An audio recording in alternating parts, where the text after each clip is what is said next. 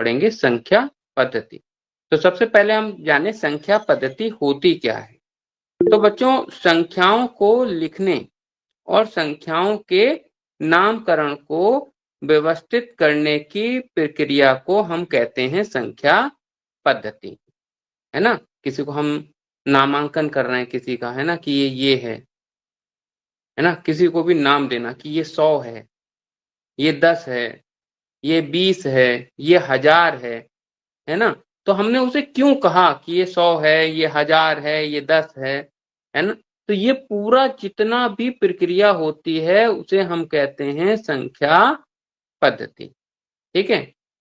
अब जाने से पहले कि संख्या क्या होती है, तो संख्या को जानने से पहले हमें एक और चीज को जानना पड़ेगा जिसे कहते हैं अंक। अंक किसे कहते हैं? तो बच्चों, यदि आपको मालूम हो अंक कितने होते हैं तो आप इनबॉक्स में लिख सकते हैं कि अंक कितने होते हैं। देखिए, अंक ऐसे चिन्ह होते हैं जो संख्याओं को लिखने के काम में आते हैं। जैसे हिंदी में अक्षर होते हैं, अक्षर से क्या बनता है? शब्द बनता है। छोटा, बड़ा, छोटी, बड़ी, ये सब होते हैं, ये सब होते हैं अक्षर। इन अक्षरों को मिला के बनते हैं शब्द। और इंग्लिश में क्या होते हैं? अल्फाबेट होते हैं, ABCD होती हैं। ठीक है। वैसे ही गणित में क्या होता है? गणित में होते हैं अंक, और उन अंकों से हम क्या लिखते हैं? संख्या बनाते हैं। और वो संख्या बनाते हैं तो अंक कितने प्रकार के होते हैं ये मैंने पूछा। यदि आप में से किसी को मालूम हो तो आप लिखिएगा। यहाँ पे देखिए, एक बच्चे का आंसर आया है 9 कि अंक जो होते हैं 9 प्रकार के होते हैं। सरोजनी ऐसा नाम, आगे देखते हैं हम लोग। लेकिन बच्चों, अंक 9 नहीं 10 होते हैं, क्योंकि 1 से 9 तक तो होते हैं साथ में, लेकिन 0 भी तो एक अंक है। 0 का भी तो प्रयोग करते हैं हम। यदि हम 0 को अंक नहीं लेंगे तो हम 100 कैसे बनाएंगे, है ना। देखिए, अंक कौन कौन से होते हैं? 1, 2, 3, 4, 5, 6, 7, 8, 9। लेकिन ये 9 तो हो गए, लेकिन साथ में 0 भी है, क्योंकि 0 यदि अंक नहीं होगा तो हम 10 कैसे बनाएंगे, 100 कैसे बनाएंगे, 550 कैसे बनाएंगे, है ना। तो 0 भी तो एक अंक है। तो अंक कितने होते हैं? अंक होते हैं 10। और सबसे छोटा अंक 0, और सबसे बड़ा अंक 9 होता है। इन्हीं अंकों को जो यानी मिलाकर, ठीक है, इन्हीं अंकों को मिलाकर हम क्या बना देते हैं? संख्याएं बनाते हैं। ठीक। तो देखो, किसी भी संख्या को व्यक्त करने के लिए हम 10 संकेतों का प्रयोग करते हैं। ये जो 10 संकेत होते हैं उन्हें क्या कहते हैं? अंक कहते हैं। ये 10 संकेतों को, यह जो पद्धति जो होती है जिसे हम प्रयोग करते हैं उसे कहते हैं दशमिक पद्धति। ठीक है। और इसमें से 1 से लेके 9 तक तो आपके सार्थक अंक हैं, और 0 जो है वो असार्थक अंक है। ठीक है। सार्थक अंक क्योंकि इनका मान है, लेकिन 0 का कोई मान नहीं होता, इसलिए उसे असार्थक अंक कहते हैं। लेकिन है तो अंक वो भी, है ना, क्योंकि बिना उसके प्रयोग के हम 9 से आगे की गिनती नहीं कर सकते, क्योंकि 10 में हमें 0 की जरूरत पड़ेगी। ठीक। तो ये सब जो हैं आपके 10 अंक हैं। देखिए, इन अंकों को मिला के क्या बनती हैं? संख्याएं बनती हैं। संख्याएं क्या होती हैं? वे जिनपे गणितीय संक्रियाएं होती हैं। गणितीय संक्रियाएं यानी कि जिनका हम जोड़ कर सकते हैं, घटाना कर सकते हैं, गुणा कर सकते हैं और भाग कर सकते हैं। वो सब क्या है? अंक हैं, जिन्हें हम जोड़ सकते हैं, घटा सकते हैं, गुणा कर सकते हैं और भाग कर सकते हैं। वे सारी क्या होती हैं? संख्याएं होती हैं। और संख्याएं किससे बनती हैं? अंकों से।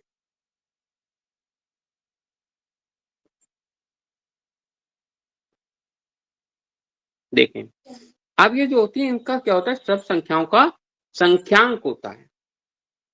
सब संख्याओं का संख्यांक यानी उनका नाम क्या होता है? ये होता है। क्या कहते हैं? संख्यांक किसे कहते हैं? संख्याओं को व्यक्त करने वाले अंकों के समूह को संख्यांक कहते हैं। ठीक है। और ये संख्यांक कहाँ से लिखा जाता है? दाईं तरफ से। दाईं तरफ, यहां से इधर की तरफ लिखा जाता है। कैसे लिखा जाता है?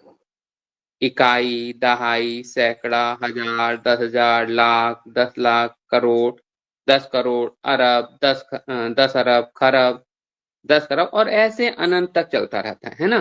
तो यहाँ पे हमने सीधे लिखा, हिंदी में लिखा, तो कैसे होगा? यहाँ पे होगा, देखो इकाई होती है सबसे दाईं तरफ, यहाँ होगी इकाई। इकाई के बाद क्या आएगी? दहाई। दहाई के बाद क्या आएगा? सैकड़ा। सैकड़े के बाद क्या आएगा? हजार। हजार के बाद क्या आएगा? 10,000, फिर लाख, इस तरीके से आएगा।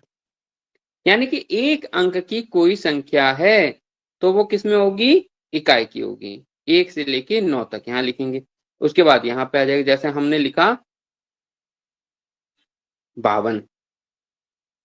तो इसमें 2 क्या है? 2 है इकाई, और 5 क्या है? दहाई।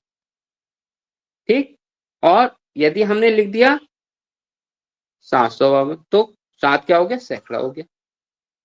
ठीक है। तो हमारा जो संख्या लिखने का तरीका जो होता है वो होता है दाएं से बाएं की तरफ। दायां वाला भाग जो होता है उसे क्या कहते हैं? इकाई कहते हैं। फिर उसके बाद दहाई आता है। दहाई के बाद सैकड़ा आएगा। सैकड़े के बाद हजार आएगा। इस तरीके से ये हमारा चलता है। जैसे कि देखिए नीचे एक संख्या लिखी हुई है, ठीक है, इसे आप, ये जो संख्या लिखी हुई है इसे ये यहाँ पर लिखिए। इसको यदि आपको पढ़ना है तो आप कैसे लिखेंगे? तो आप देखो, ये आपने लिखा,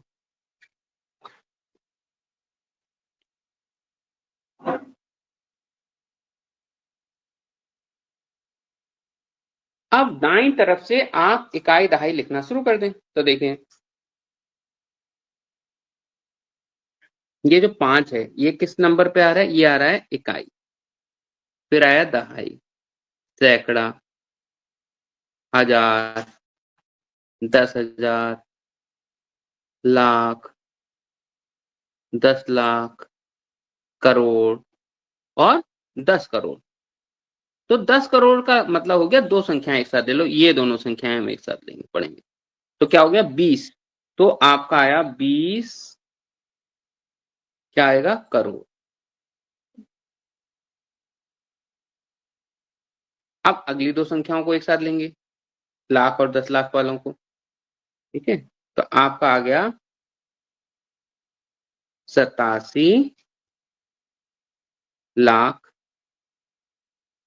फिर 2 संख्याओं को और ले लो, 10,000 और हजार वालों को, तो आ जाएगा 61,000। फिर 435। ये आपकी संख्या हो गई। ठीक है। ये आपका संख्या लिखने का तरीका हो गया। हम कहां से लिखेंगे? दाएं की तरफ से लिखना शुरू करेंगे। संख्याओं में जो अंक होता है उसके 2 मान होते हैं। ठीक है। कैसे मान होते हैं? एक होता है उसका जातीय मान, ठीक, जिसे हम फेस वैल्यू भी कहते हैं। और एक होता है स्थानीय मान, जिसे हम कहते हैं प्लेस वैल्यू। ठीक है। जैसे हम सबके साथ भी होता है, हम सबका एक नाम होता है जो हमारा नाम है। किसी का रवि है, कोई कमल है, कोई सरोज है, सब अपने नाम है सबके। और एक होता है जिस स्थान पे आप हो उस हिसाब से। यदि आप खेल के मैदान में हो तो आप कौन हो? खिलाड़ी हो जाओगे। यदि घर पे हो तो भाई घर पे बेटा हो गए, आप बेटी हो गए। और यदि स्कूल में हो तो कौन हो गए? आप विद्यार्थी हो गए, है ना। तो इस तरीके से जहां पे स्थान के साथ आपका जो चेंज हो रहा है, एक तो वो वाला नाम है आपका, और एक वो नाम है जो आपका कभी भी नहीं बदलता। उसे कहते हैं आपका जातीय मान या फिर फेस वैल्यू। वो आपका फेस का वैल्यू है। जैसे यहां पे देखें, एक संख्या लिखी हुई है,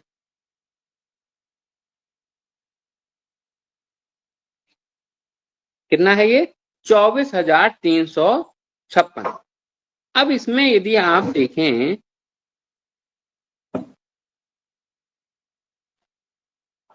यहाँ ये 6 है। 6 का फेस वैल्यू या जातीय मान कितना होगा? हाँ, इसे आंकिक मान भी कहते हैं। 6 का कितना होगा 6, 5 का कितना होगा 5, 3 का कितना होगा 3, 4 का कितना होगा 4 और 2 का कितना होगा 2। ये आपका हो गया इसका जातीय मान। यहाँ पे 4 का पूछा था तो 4 हो गया। लेकिन यदि हम कहें 4 का स्थानीय मान क्या होगा, तब हम स्थान देखेंगे कौन से स्थान पे, तो देखेंगे इकाई, दहाई, सैकड़ा और हजार। कहाँ पे है ये, हजार पे है, तो इसका मान होगा 4000। ये इसका होगा स्थानीय मान।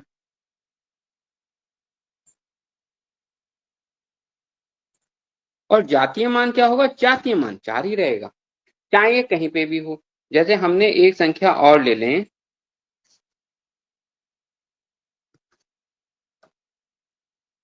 ये संख्या है,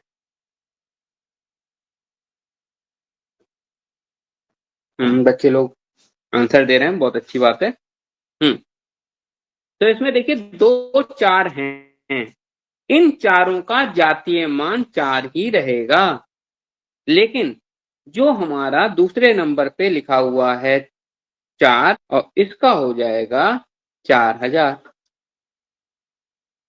यानी कि स्थान के साथ साथ स्थानीय मान बदलता है, लेकिन जातीय मान नहीं बदलता है। जातीय मान या फिर फेस वैल्यू या फिर इसे कहते हैं आंकिक वैल्यू, ठीक है, वो आपकी नहीं बदलेगी, चाहे संख्या कहीं पे भी लिखी हो, ठीक है। लेकिन जो आपकी प्लेस वैल्यू है, स्थानीय मान है, वो स्थान के साथ साथ बदल जाएगा।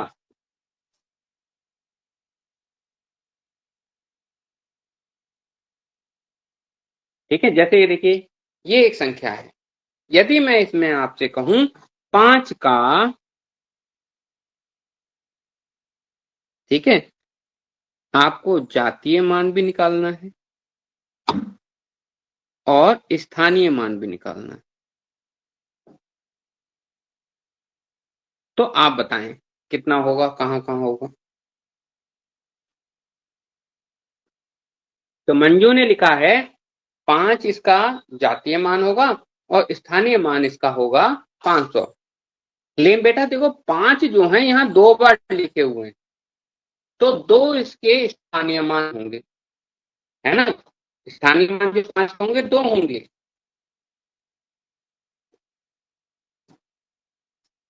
इसके यदि हम जातीय मान की बात करें, तो ये जो दोनों 5 हैं, चाहे ये वाला 5 हो चाहे ये 5 हो, इन दोनों का जो जातीय मान होगा या फेस वैल्यू जिसे कहते हैं, वो दोनों की ही 5 होगी।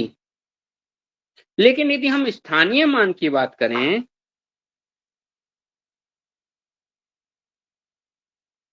तो ये जो तीसरे नंबर पे लिखा है, तो देखिए ये कहाँ लिखा हुआ है, इकाई, दहाई, सैकड़ा। तो सैकड़े पे है, तो 5 की गुणा कर दो 100 से, तो इसका स्थानीय मान आ गया 500। और जो इसके बाद लिखा हुआ है इकाई, दहाई, सैकड़ा, हजार, 10,000, लाख, तो ये जो 5 है ये लाख पे लिखा हुआ, तो इसकी लाख से गुणा कर दो, है ना। जितने संख्याएं होती हैं 1 2 3 4 5, तो 1 2 3 4 5,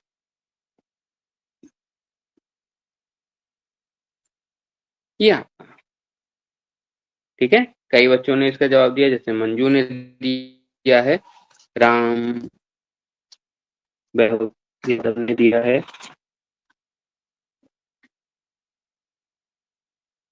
प्रेम सिंह ने दिया है और प्रियंका ने दिया है, ठीक है। इन बच्चों ने इसका आंसर दिया है, बहुत अच्छी बात है।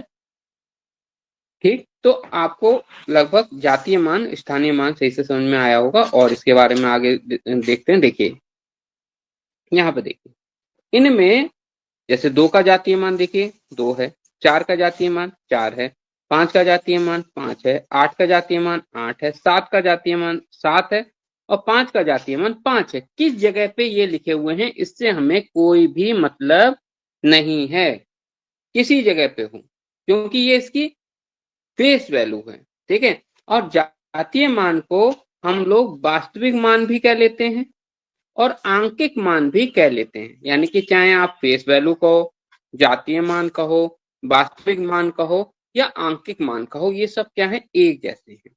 अच्छा, इकाई अंक पे जो संख्या होगी, ये जो इकाई अंक पे, तो इसका स्थानीय मान और जातीय मान दोनों कैसे होंगे, एक होंगे, क्योंकि इसमें तो एक से ही गुणा करनी है ना। तो इकाई अंक पे लिखा हुआ, ठीक है, इकाई अंक पे जो संख्या लिखी हुई है उसका स्थानीय मान और जातीय मान हमेशा एक ही जैसा रहेगा। जैसे ये 2 है, 2 का जातीय मान हमारा कितना निकला है, 2 निकला है। लेकिन हम यदि 2 का स्थानीय मान की बात करें, 2 का स्थानीय मान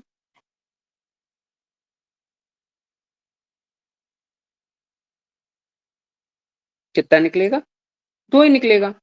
हाँ, ये जो है 4, 4 का स्थानीय मान जो है वो 4 नहीं निकलेगा, उसका स्थानीय मान कितना हो जाएगा, 40 हो जाएगा। 5 का कितना हो जाएगा, 500 हो जाएगा, है ना। 8 का कितना हो जाएगा, 800, वो 8,000 हो जाएगा, है। 7 का कितना हो जाएगा, 70,000 हो जाएगा। और इस 5 का कितना हो जाएगा, 5 लाख हो जाएगा।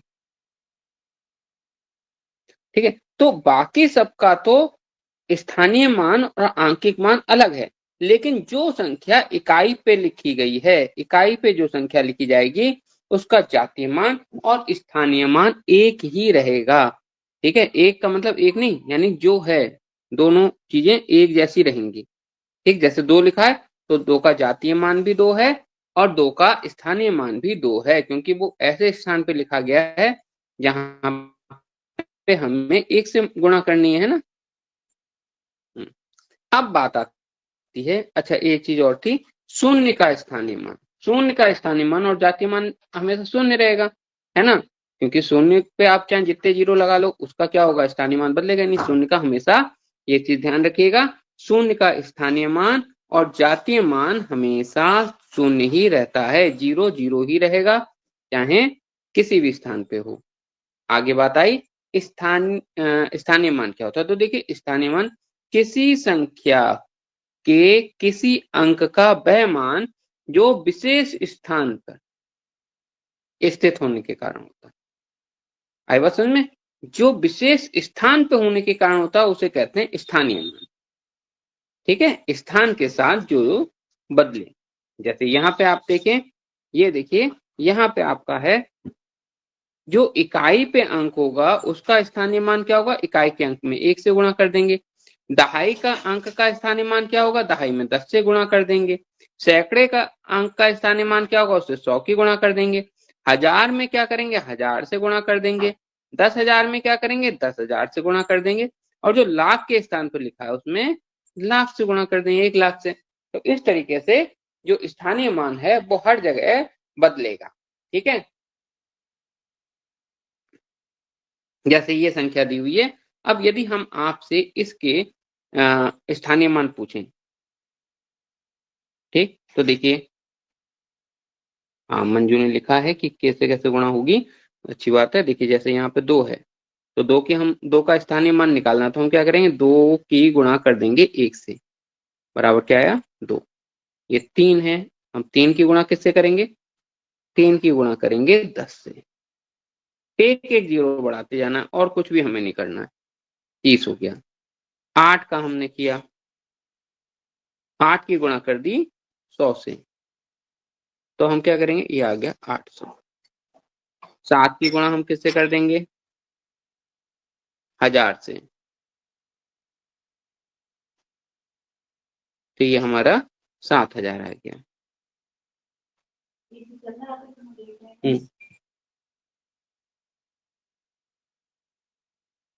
6 की हम गुणा कर देंगे 10,000 से।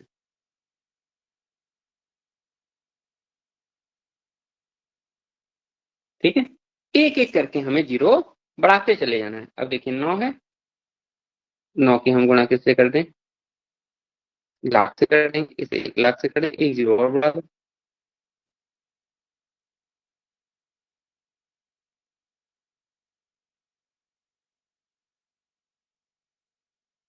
ये आपका, ठीक ठीक है, तो देखें एक एक जीरो बढ़ता जाता है स्थानीय मान में और कुछ नहीं होता। ठीक, जितने अंक आगे लिखे हों उतने जीरो लगा दो। जैसे हमने देखा यहाँ पे 9 है, हम ऐसे पूरा नहीं लिखना चाहते, 9 देखा और 9 के आगे देखा 1 2 3 4 5, 5 अंक हैं तो 5 जीरो लगा दो। 1 2 3 4 5, बस इतना सा काम करना है स्थानीय मान निकालने में। ठीक है, बहुत आसान है स्थानीय मान निकालना, कोई दिक्कत नहीं इसमें। ठीक है, देखिए यहाँ पे ये निकाल दिया। दो अंक का जो है 2 इकाई अंक है, इसलिए 2 का स्थानीय मान क्या होगा, 2 में 1 से गुणा होगी। 3 दहाई अंक है तो 3 में क्या होगा, 10 से गुणा होगा, दहाई मतलब 10। 8 सैकड़ा है, सैकड़ा माने 100, तो 8 से 100 की गुणा कर दो। 7 हजार पे है, हजार का मतलब 1000 से गुणा कर दो। 6 है वो 10,000 पे, तो 10,000 से गुणा कर देंगे। और 9 जो है वो लाख वाले अंक पे है, तो इसलिए हम उससे लाख से गुणा कर देंगे। तो इस तरीके से हमारा जो है ये पूरा संख्या का स्थानीय मान निकल के आ गया। हर अंक का अलग अलग, जिस अंक का पूछा जाए उतने से गुणा करना, आपको पूरा नहीं निकालना है। जब सवाल में पूछा जाए, यदि आपसे पूछा जाए 8 का स्थानीय मान बताओ, तो बस सीधे 8 आपने देखा सैकड़े पे है तो 100 से गुणा कर देना है। ठीक है, ऐसा नहीं है आप 2 का भी निकालोगे, 3 का भी निकालोगे, जिसका पूछेंगे उसी का आप निकाल के यहाँ पे ऐसे करके रख दोगे।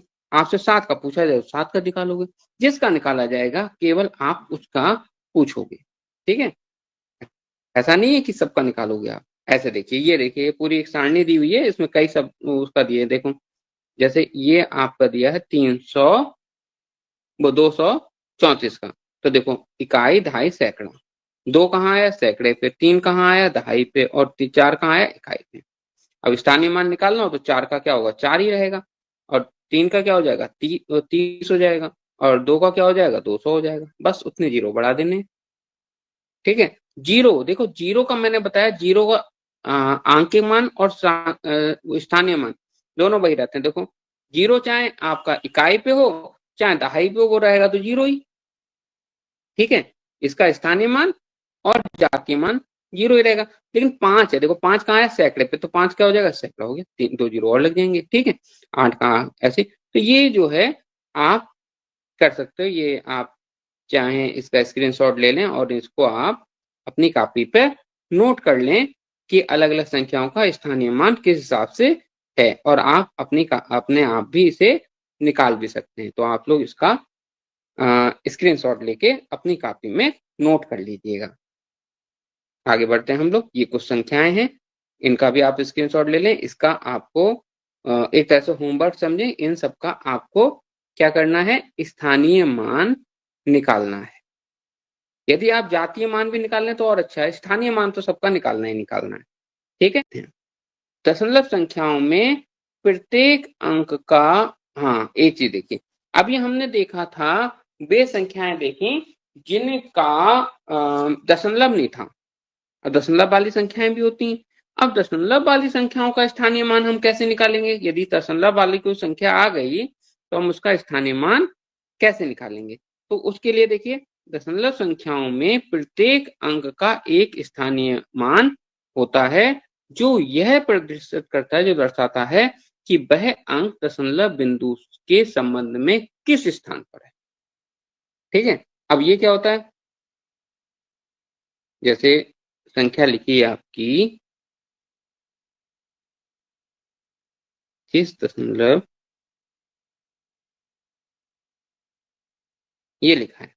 अब ये देखिए, यहाँ पे और संख्या बढ़ा लेते हैं, ये और बढ़ा ये, तो ये देखिए ये क्या है, यहाँ पे ये इकाई है दशमलव से पहले, ये दहाई है, ये सैकड़ा है, और ये हजार पे है। अब लेकिन दशमलव के बाद में कैसे होगा, तो दशमलव के बाद पहली संख्या है वो आपकी हो जाती है दशांश, यानी कि 10वां अंश, और ये हो गया आपका शतांश, यानी कि 100वां अंश, और ये क्या हो गया सहस्रांश, यानी कि 1000वां अंश।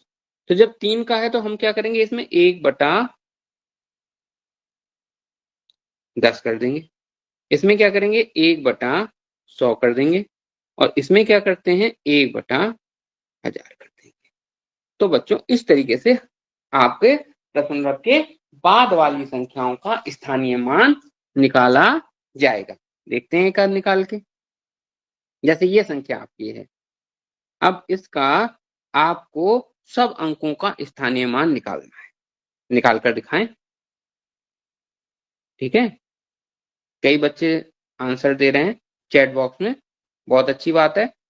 ठीक है, इसी तरीके से आप लोग चैट बॉक्स पे आंसर देते रहें, इससे पता चलता है कि आप लोग भी साथ में हल कर रहे हैं। कागज पेन लेके आप बैठेंगे और साथ में हल करते चलेंगे और जो सवाल आपको दिया जाएगा वो सवाल आप हल करेंगे। ठीक है, अपने क्लास टीचर को भी दिखा सकते हैं या फिर व्हाट्सएप ग्रुप पे भी इसे आप डाल सकते हैं, हम देखेंगे उस चीज को। हाँ, तो यहाँ पे देखते हैं।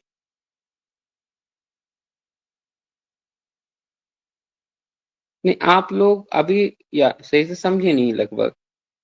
जैसे आप लिख रहे हो 540, तो यहाँ पे देखिए इस 5 का स्थानीय मान 5 नहीं आएगा। यहाँ पे ये दशमलव लगा हुआ है, आप लोग दशमलव नहीं देख रहे हो। आपने जैसे 2 का लिखा, देखिए 2 जो है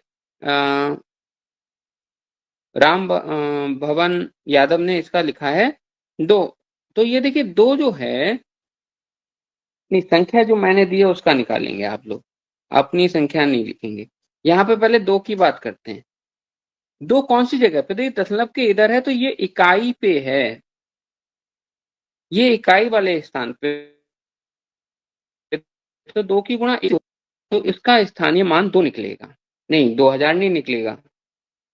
सभी ने लिखा है 2000, क्योंकि दशमलव से पहले देखिए क्या होता है, 2 जगह से देखें। आप क्या करेंगे, जो ये संख्या जो है 1 मिनट, यहाँ पे पहले ये लिख लें, दशमलव से पहले वाली संख्या अलग और दशमलव के बाद वाली संख्या अलग है।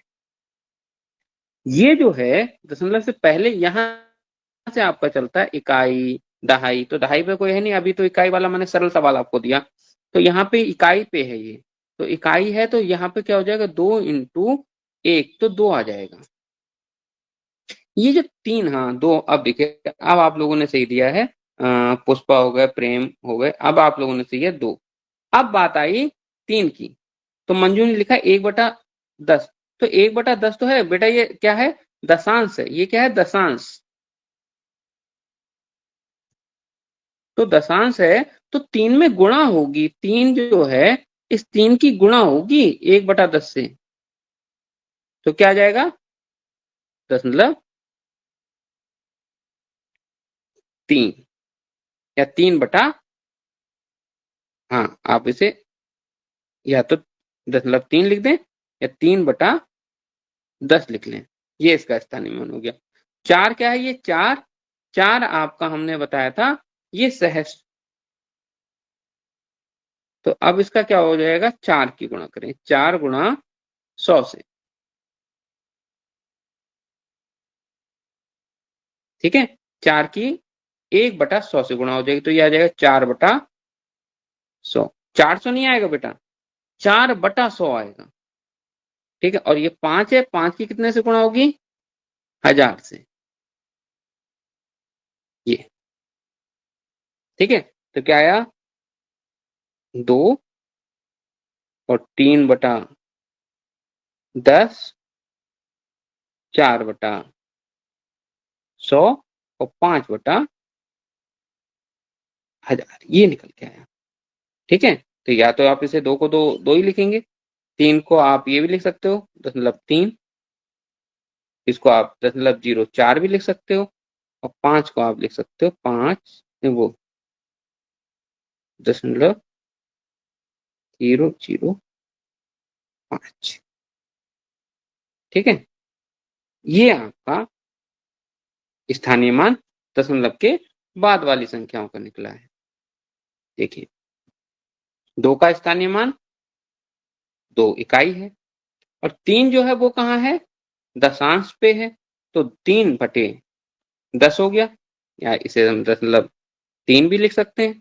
और 4 जो है वो कहाँ है, शतांश पे है, शतांश, तो हमने इस 4 की भाग किससे कर दी, 100 से कर दी, इसका मतलब 0.04 भी लिख सकते हैं हम इसे। और 5 जो है, 5 कहाँ पे है? सहस्त्रांश पे है, तो हम 5 की किससे भाग कर देंगे? 1000 से कर देंगे, तो ये हमारा 0.005 है। ठीक है, चाहे आप ऐसे लिख लें चाहे ऐसे लिख लें, दोनों आंसर आपके सही। 0.5 नहीं आएगा, 0.005 आएगा। ठीक, ये आपको आशा करते हैं सवाल समझ में आया होगा। ये देखिए, जो शुरुआत में होता है, यहाँ पे ये है आपका दशमलव, दशमलव के जो बाईं तरफ संख्याएं वो बढ़ेंगी इकाई, दहाई, सैकड़े से, और जो इसकी बाएं तरफ और इसकी जो दाएं तरफ है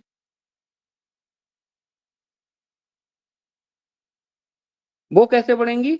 वो बढ़ेंगी दशांश, शतांश और हजारांश लिखा है, या सहस्त्रांश लिख लो। ठीक है, तो ये आपका दशमलव वाली संख्याओं का स्थानीय मान निकालने का तरीका हुआ। एक संख्या और लेते हैं, इस संख्या का आप लोग सब निकाल कर बताओ क्या है ये? 567.2941।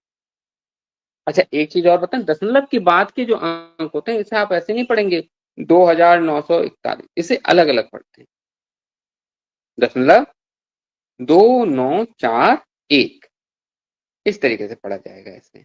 तो 567.2941 इसका आपको स्थानीय मान निकालना है। तो कैसे निकालेंगे? तो फिर आपको हमने बताया, दशमलव से जो पहले की संख्या है, जैसे ये 7 है, 7 कहाँ पे हो जाएगा? ये 7 है इकाई पे। ठीक है, तो ये हो गया 7 गुणा 1। ठीक है, ये 6 कहाँ है? 6 आपका दहाई पे, तो 6 गुणा 10 हो जाएगा, 60 आ जाएगा। ठीक,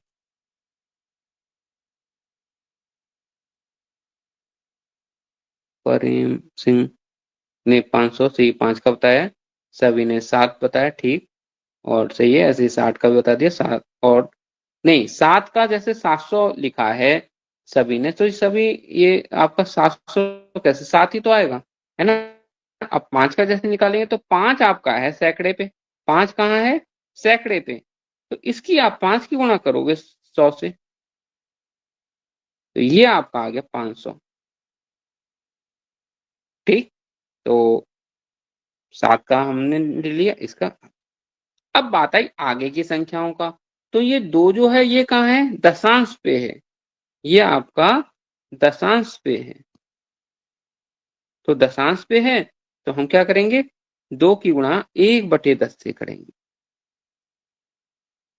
ठीक है, तो 2/10 भी आप लिख सकते हो इसे, है ना? यानी 2/10 भी लिख सकते हो, और इसे 0.2 भी लिख सकते हो। अब बात आई 9 की, 9 कहाँ है? शतांश पे है।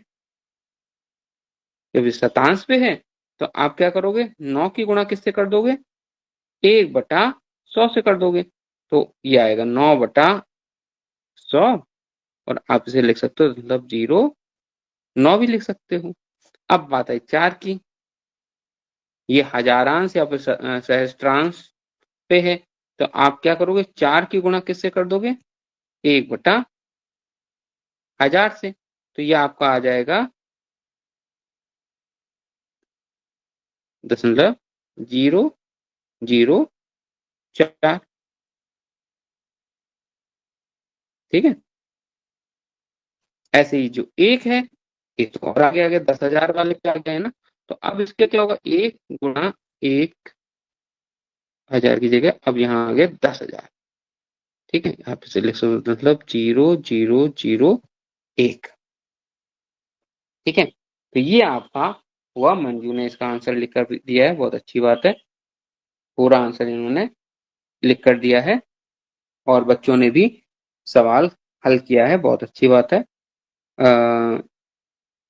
निशा ने 0.7 लिखा, 0.7 नहीं आएगा बेटा, दशमलव तो इकाई वाली जगह पे, तो इकाई पे 7 की गुणा 1 से हुई तो ये 7 आएगा। ठीक, आगे बढ़ते हैं हम लोग। ये देखिए, अच्छा ये जो है आप लोग इसे अपनी कॉपी पे करिएगा और भी ऐसे दशमलव के सवाल करिएगा।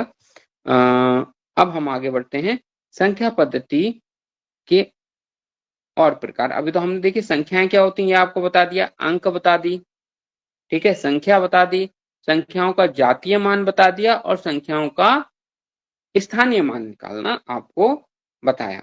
इसके बाद हमारी देखिए संख्याएं जो हैं, यहाँ पे देखिए कई प्रकार की होती हैं, यहाँ पे 12 प्रकार लिखा हुआ है।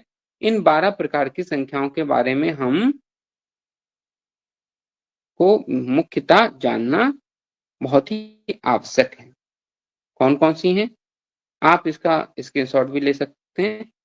ठीक है, इस समय आप स्क्रीनशॉट ले लें जिससे आप इन्हें जान सकें। मैं अभी फिर एक एक करके आपको इसको विस्तार से बताऊंगा। ठीक है, जैसे प्राकृतिक संख्या है, सम संख्या है, विषम संख्या है, पूर्णांक संख्या है, पूर्ण संख्या है, भाज्य संख्या है, अभाज्य संख्या है, सह-अभाज्य संख्या है, परमेय संख्या, अपरमेय संख्या, वास्तविक संख्या और अवास्तविक संख्याएं होती हैं।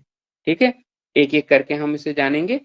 लगभग आपका ये समझिए 9 तक की संख्याएं जानना आपके लिए बहुत ही आवश्यक है। इन 9 तरीके की संख्याओं से आपको अक्सर सवाल पूछे जाते हैं। अपरमेय संख्या, वास्तविक संख्याएं और अवास्तविक संख्याओं से बहुत ही कम सवाल पूछे जाते हैं। तो आपको ऊपर की 9 संख्याओं को अच्छी तरीके से जानना होगा कि प्राकृतिक संख्या कौन सी होती है, सम संख्या कौन सी होती है, विषम संख्या कौन सी होती है, पूर्णांक संख्या और भाज्य, अभाज्य और सह-अभाज्य और परिमेय संख्या कौन सी होती है। चलिए एक एक करके हम लोग जानेंगे। सबसे पहले हम लोग जानते हैं प्राकृतिक संख्याएं कौन सी होती हैं। प्राकृतिक संख्याओं को इंग्लिश में हम लोग कहते हैं नेचुरल नंबर। नेचुरल नंबर, ठीक है, यानी कि जो प्रकृति से प्राप्त हो। ठीक, तो कौन सी होती हैं ये? वे संख्याएं हैं जो गिनने के प्रयोग में लाए। सबसे पहली बात आप ध्यान से जानिएगा, जिनका प्रयोग हम गिनने में करते हैं, गिनने में प्रयोग करने वाली संख्याएं जो होती हैं उनको हम प्राकृतिक संख्या कहते हैं। अच्छा, यदि आपसे हम गिनती करवाएं, यदि जैसे स्कूल में छोटे बच्चे होते हैं, जब आप छोटे थे तो आपसे कहा जाता था गिनती सुनाओ, तो गिनती आप कहाँ से शुरू करते थे? 1 से शुरू करते हैं, है ना, 1 2 3 4। ये तो क्या हुआ, कहाँ से शुरू करते हैं? 1 से। तो सबसे छोटी प्राकृतिक संख्या क्या हो गई? 1। 1 जो है सबसे छोटी प्राकृतिक संख्या।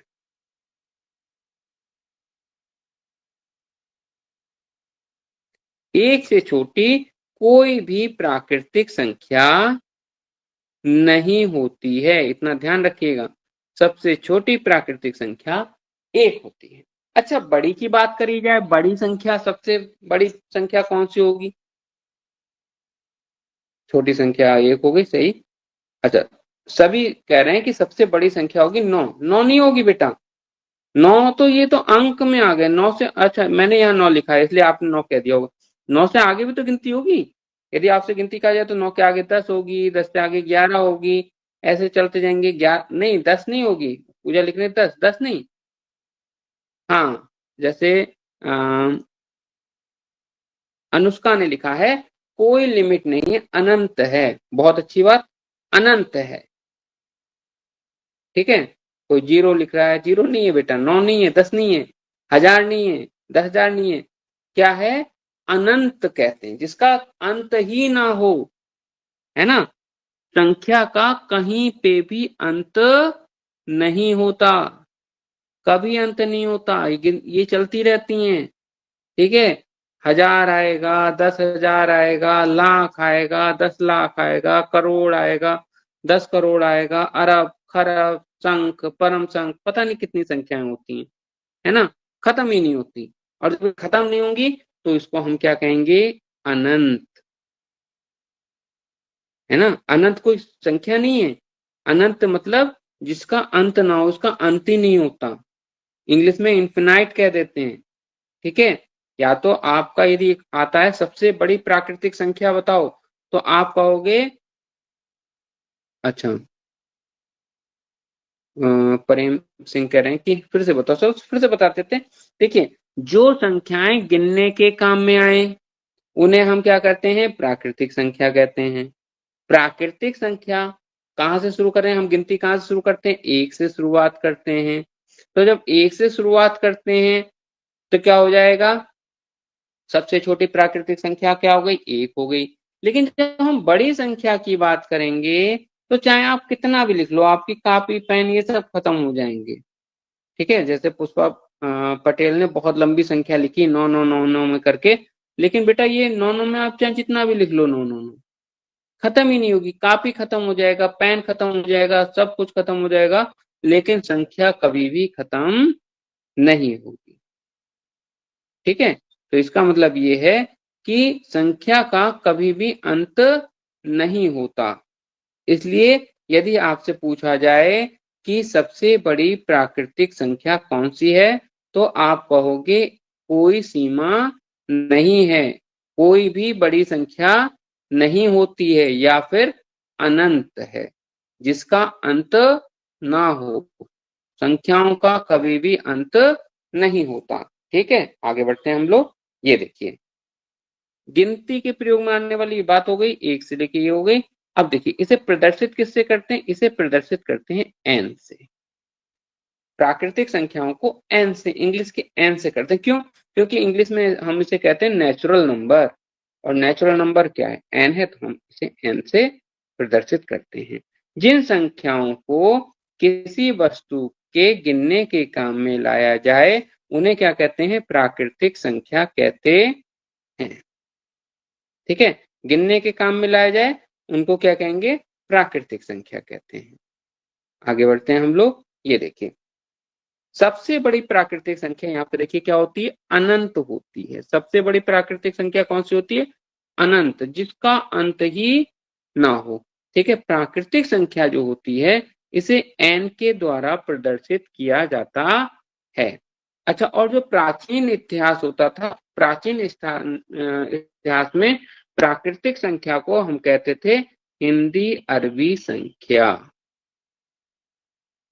ठीक है, और इसे समुच्चय जो होता है, ये देखिए ये आपका बना, ये यहाँ पे देखिए ए जो छोटी एक है आपकी, देखिए ये ब्रैकेट है और दूसरी तरफ ये ब्रैकेट है। इसका मतलब ये इसमें इन्वॉल्व है ना, या आप ऐसे लिखते जा रहे हो, तो इसका मतलब है आगे इसकी संख्या चलती रहेगी, खत्म नहीं होगी। ठीक है, समझ में। यहाँ पे आपको इस तरीके से करना होगा। यहाँ पे देखिए ये ब्रैकेट आप कहोगे एक तरफ हमने ये डिजाइन वाली ब्रैकेट बना दी, यहाँ हमने डिजाइन वाली ब्रैकेट नहीं बनाई है। ठीक है, तो यहाँ ऐसा क्यों हुआ, ऐसा इसलिए हुआ क्योंकि इसकी शुरुआत तो है, शुरुआत कहाँ से, एक से, लेकिन इसका अंत नहीं है। इसे कहते हैं मझली ब्रैकेट, है ना, और इसे कहते हैं छोटी ब्रैकेट, छोटा कोष्टक, इसे मझला कोष्टक इसे। ठीक है, तो यहाँ पे देखिएगा ये संख्या कभी खत्म नहीं होती, इसीलिए हम यहाँ पे ये वाला निशान प्रयोग में लाते हैं। ठीक है, अब देखिए पूर्ण संख्या कौन सी हुई, जो प्राकृतिक संख्या है, इस प्राकृतिक संख्या में यदि हम जीरो को और सम्मिलित कर दें तो वो हमारी कौन सी हो जाती है, पूर्ण संख्या हो जाती है। ठीक है, इसे किससे नोट करते हैं, इसे डब्ल्यू से करते हैं। नेचुरल संख्या जो प्राकृतिक संख्या को एन से कर रहे थे, इसे हम किससे करेंगे, डब्ल्यू से करेंगे। अच्छा, इस डब्ल्यू में क्या हो जाता है, इसमें जीरो और ऐड हो जाता है। ये देखिए जीरो और आ गया इसमें, जो हमारी जो ये तो थी आपकी प्राकृतिक संख्या, यहां तक इसमें जीरो और आपका आ गया, तो जीरो जैसे इसमें आपने इसके अंदर ले लिया तो ये आपकी पूर्ण संख्या हो गई। जीरो भी तो संख्या होती है, लेकिन जीरो गिनने के काम में नहीं आती। क्या हम जीरो से गिनना शुरू करते हैं, नहीं करते हैं, लेकिन जीरो संख्या है ना, संख्या तो है लेकिन गिनने के काम में नहीं आती। तो जब जीरो को भी हम इन संख्याओं में, प्राकृतिक संख्याओं में जोड़ लें तो वो हमारी कौन सी संख्या हो जाती है, पूर्ण संख्या हो जाएगी। ठीक है, एक से क्या है, एक से अनंत तक हमारी नेचुरल नंबर है, प्राकृतिक नंबर है। इसमें यदि हम 0 को और जोड़ लें तो ये हमारी कौन सी संख्या हो जाती है, पूर्ण संख्या हो जाती है। ठीक है, तो सबसे छोटी पूर्ण संख्या कौन सी हुई, 0। और सबसे बड़ी पूर्ण संख्या कौन सी हुई, बताएं आप लोग।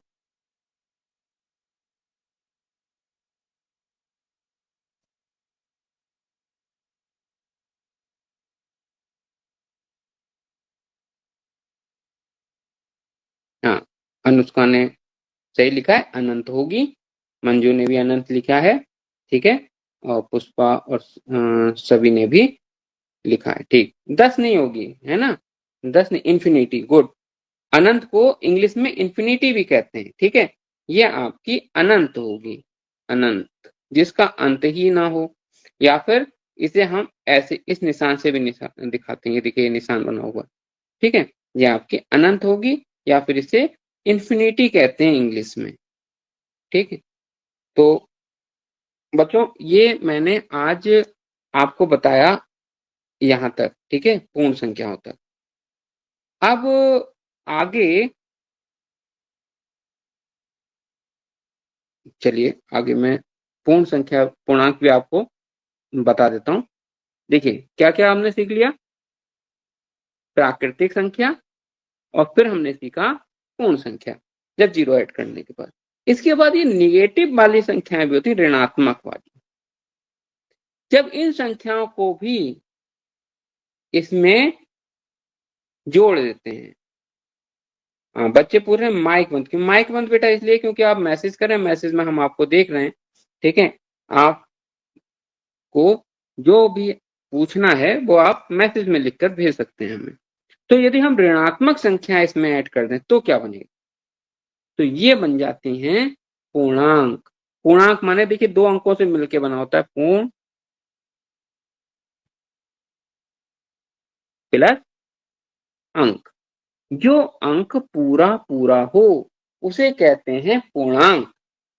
ठीक है, पूरा अंक हो। ठीक है, लेकिन ये जो अंक थे, ये 1 से लेके आगे तक, ये हमारे थे प्राकृतिक संख्याएं।